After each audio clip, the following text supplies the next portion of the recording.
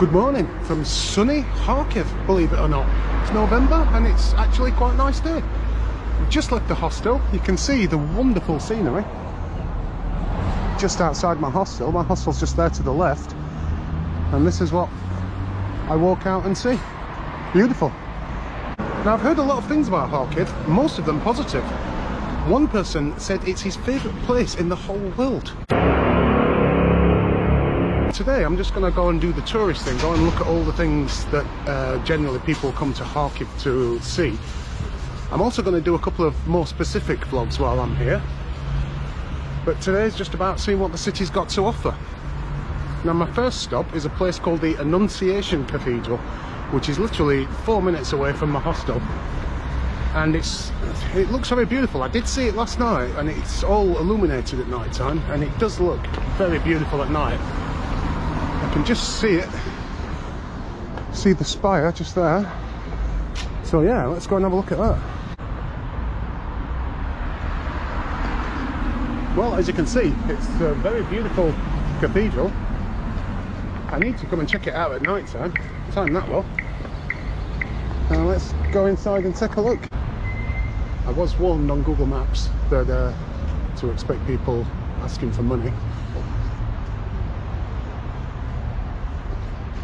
But it's nothing to be worried about. Just walk past or give them some money.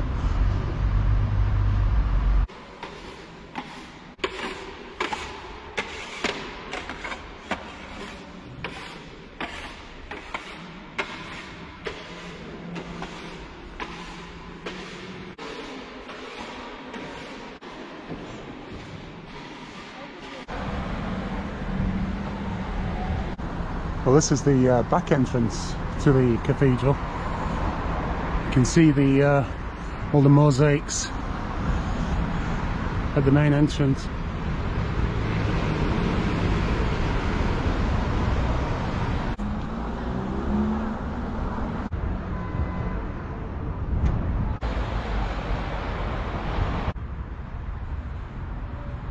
I'm going to be exploring the city of Kharkiv. Hopefully we'll see some lovely old churches, maybe some street art, a fun fair, maybe even some old Soviet buildings, and some amazing steps. The next stop on our tour of Kharkiv is the Assumption Cathedral, which used to be the main place of worship in the city until the Annunciation Cathedral was built, and it was completely gutted in the 1930s by the Soviets, but it has been restored since the 1970s. And this is the tallest part of it, the bell tower, and the doors look open, so let's go and take a look inside. It's very light in this cathedral.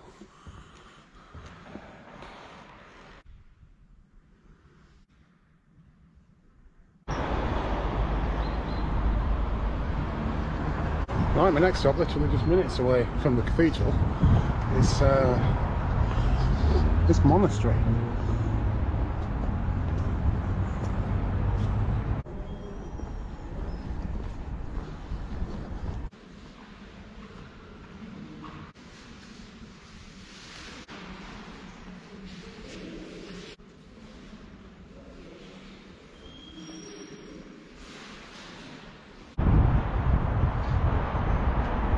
Don't worry, it's not going to be just churches and monasteries.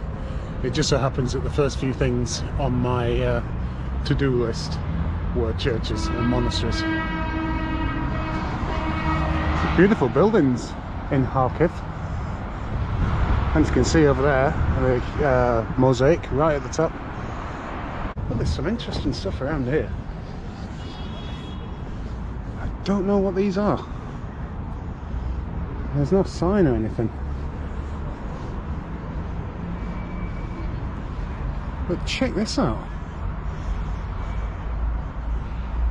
Some kind of museum, but it's a brand new glass building that covers an old building inside.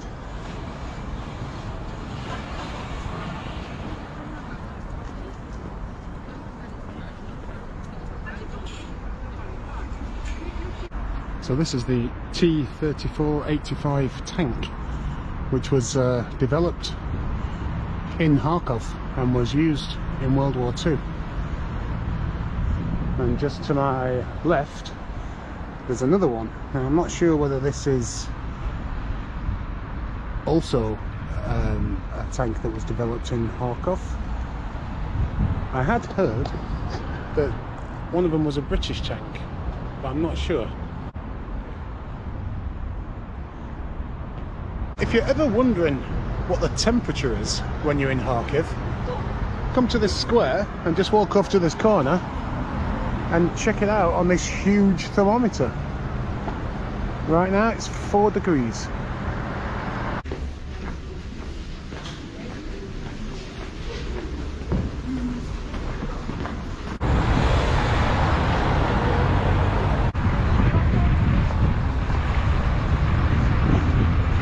This is the main road in Kharkiv, goes straight through the city centre.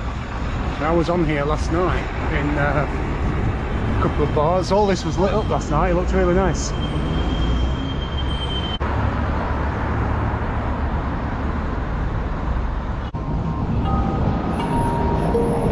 While we head to our next destination, I'll fill you in on my shenanigans last night. So I started off at a pub just up there called the Red Door. A craft beer place, and it was really nice. It was great beer. I stayed there, had a couple, and then I found out that there was a craft beer place just on here. So that was my next stop. A place called Drunk As F. They've got 20 beers on tap and literally hundreds of bottles to choose from.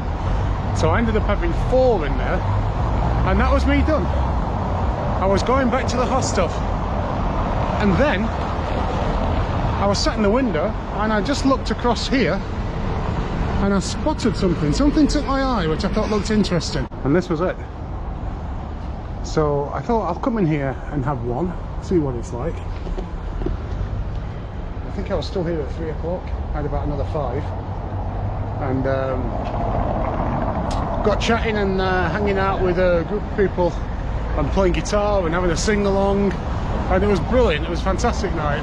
So if any of you guys who I was drinking with last night get to see this video, obviously it'll be about 3 months later.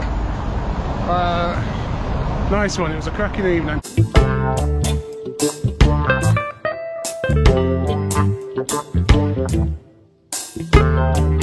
Now, I had to nip out to go to the bank last night, and I walked past this square and all this was lit up. It looked really beautiful, and this wasn't even on my places to see, and it's just stunning, absolutely beautiful. And as I say, I didn't even save this to my Google Maps. It didn't even come up on things to places to visit in Kharkiv. Check this out.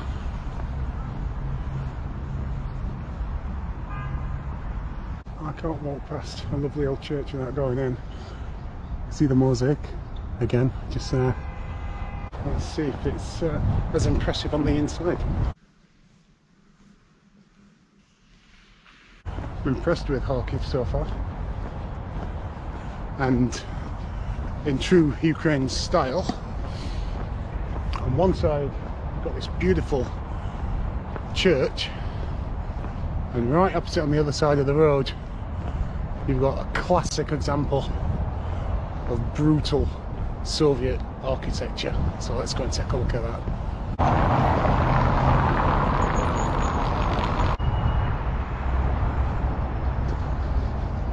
Oh, what a beauty. Look at this baby. So it's a theatre, obviously. See all the plays that will be happening in the coming months.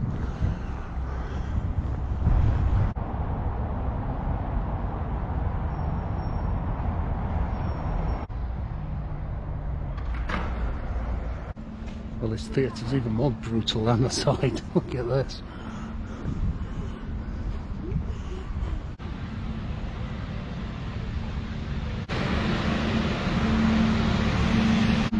Well, it seems that every city in Ukraine has a Shevchenko Park, and this is Kharkiv's, and it's really cool. There's just really beautiful. There's no rubbish absolutely anywhere. There's a whiskey bar and restaurant right in the middle. Nice art on the walls, and I think there's a dolphinarium down here somewhere. I'm definitely not going to that, but I'm going to go and check it out because I think the actual building itself might be interesting. So let's go and have a look at that. What a day. What a time to be alive. So here it is, the Nemo Dolphinarium. You can actually swim with the dolphins here. They put on shows, but you can swim with them as well. I think it's about £300, so I'm not doing that. I'm not going to the show anyway. I'm not exactly sure how I feel about dolphin shows. I'm not sure what this is over here, but I think I did spot an old mosaic. I can hear someone playing Summertime. I'm not sure whether it's a recording or whether someone's actually playing live. It sounds pretty good. Right, let's see if we can find out what this weird thing is. This is a concert hall, and as you can see, it's a very modern building. But in contrast to that, we've got this old mosaic.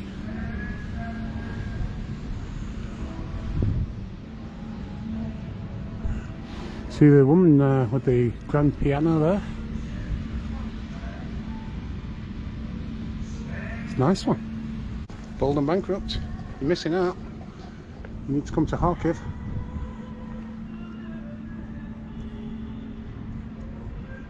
It clearly wasn't a busker. I can't work out where the music's coming from. Are these speakers here? They are. Ah, that's where it's coming from then. What a great idea. Sat in the park, relaxing. You got this beautiful music playing. It's fantastic. Now Kharkiv gets barely any tourists at all. Most people that come to Ukraine go to either Lviv or Kiev. And even last night, the guys were asking me, saying, why are you here? They actually did say to me that it was bizarre to see an English guy in the bar that we were in. And I had to give my autograph. I had to write a little message for one of the guys. People were taking selfies with me. It was just so bizarre for them that someone would come to this city. And it's bizarre for me to think that people would feel like that, because I've only been walking around for, you know, a couple of hours, and I'm loving it. It's fantastic. What a fantastic city.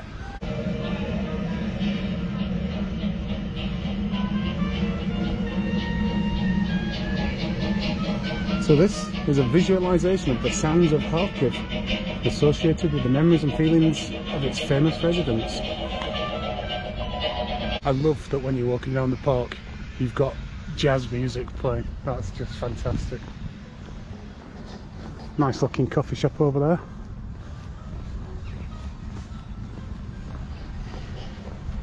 I'm absolutely buzzing in this city.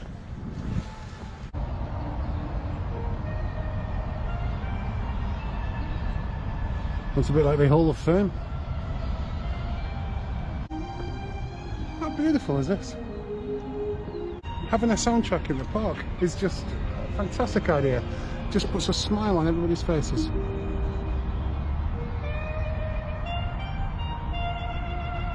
It's making me feel all Christmassy. So this is the 50th parallel north line, which runs right through the centre of Kharkiv. In fact, Kharkiv is the biggest city in the world that it runs through. This is the main entrance to the park. I came in at the side, and we can see this monument to Shevchenko, the great Ukrainian poet.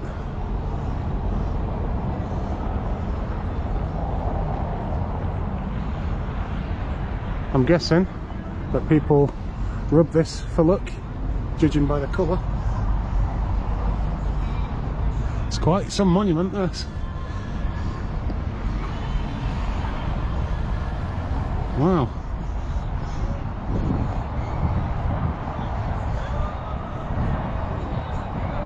Moving away from the Shevchenko monument, which is about 100 metres over there, which I'm sure you agree was very powerful and striking and huge. And then we've come across another monument here, which is basically just a football.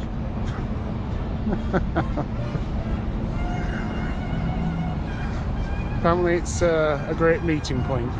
You see the people raking up the leaves. I've also seen people sweeping the streets. There's absolutely no litter anywhere. The bins are pretty empty, to be honest. I think they must have just gone round and put new bags on. People walking around the park and singing to the music. It's got such a great atmosphere. It's a wonderful park, and it's not the biggest park or the park I was kind of looking forward to visiting. It's just one that I've strolled through along the way, and yeah, fantastic. Loved it in there.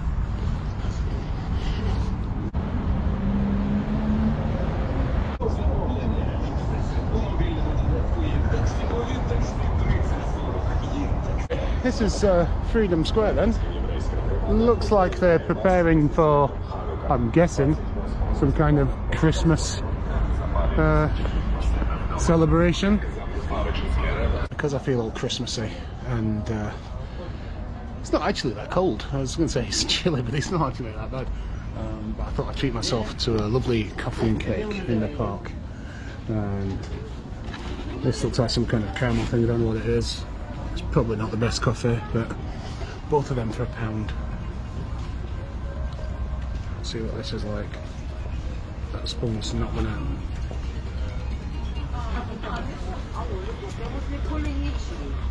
Yep, that'll do.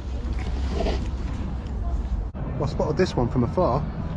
This mosaic, which was unearthed during the excavation works of Zhytomyr ancient city. It's part of the floor. So this building is called the Dezhprom. It was built in 1928 when Kharkiv was the capital of Ukraine. At the time it was the most spacious single sculpture in the world, only to be surpassed by the skyscrapers of New York in the 1930s. It's completely symmetrical. If you stand here,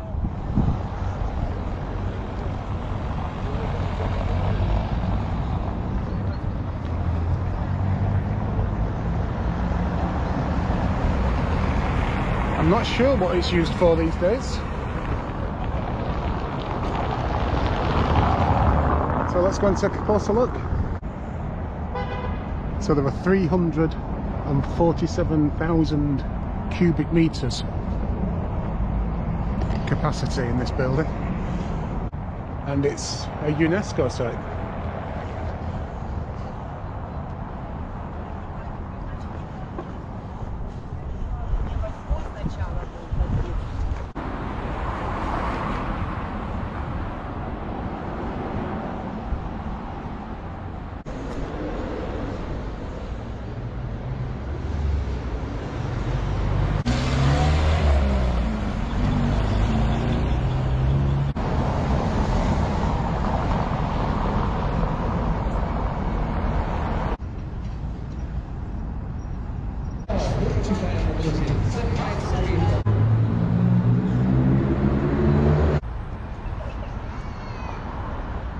It's such a diverse mix of architecture. You get buildings like the one I've just filmed, and ones like this, really old buildings. You get the really modern buildings as well, and then you get these concrete kind of Soviet style buildings all mixed up together. Yes.